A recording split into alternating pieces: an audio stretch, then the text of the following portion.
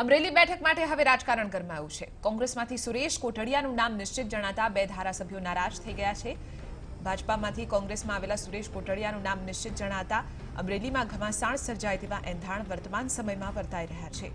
મહત્વનું છે કે સુરેશ કોટડિયા ધારી એપીએમસીની ચૂંટણી પણ હારી ગયા છે, જેવામાં તેમનું નામ નિશ્ચિત જણાતા રાજુલાના ધારાસભ્ય અમરીશ ડેરે આજે કાર્યકરો સાથે એક બેઠકનું આયોજન કરતા જ હવે સ્થાનિક રાજકારણમાં ગરમાવો આવ્યો છે।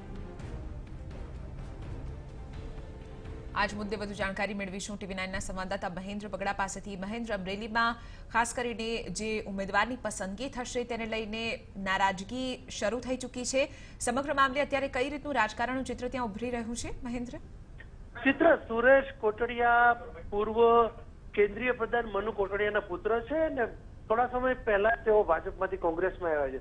એમનું મૂળ જનતા દળ છે અને ત્યાંથી કોંગ્રેસમાંથી ભાજપ ને ફરી તેઓ કોંગ્રેસમાં આવ્યા છે। જોકે હાલ એમનું નામ નિશ્ચિત માનવામાં આવ્યું છે। કેટલાક લોકોને લાગી રહ્યું છે કે કદાચ જે વિવાદ ચાલી રહ્યો છે, વિવાદ કરતા જે ખેંચતાણ ચાલે છે, વિરજી ઠુમ્મર પોતાની પુત્રી જેની ઠુમ્મર માટે મહેનત કરી રહ્યા છે, જેવી કાકડિયા એમની પત્ની કોકિલાબેન માટે મહેનત કરી રહ્યા છે, એ સંજોગોમાં પ્રતાપ દુધાત પણ કોઈ પણ સંજોગોમાં લોકસભાની ટિકિટ લડવા માટે ઉત્સુક છે। એટલે કદાચ આ વિવાદમાંથી કોઈ નવા નામ સુરેશ કોટડિયાનું નામ આવી જાય એવી જે ચર્ચા ચાલી હતી, એની સામે કોંગ્રેસમાં આંતરિક રાજકારણ ગરમાયું છે ને લોકો એમનો સ્થાનિક લેવલે વિરોધ શરૂ થઈ ગયો।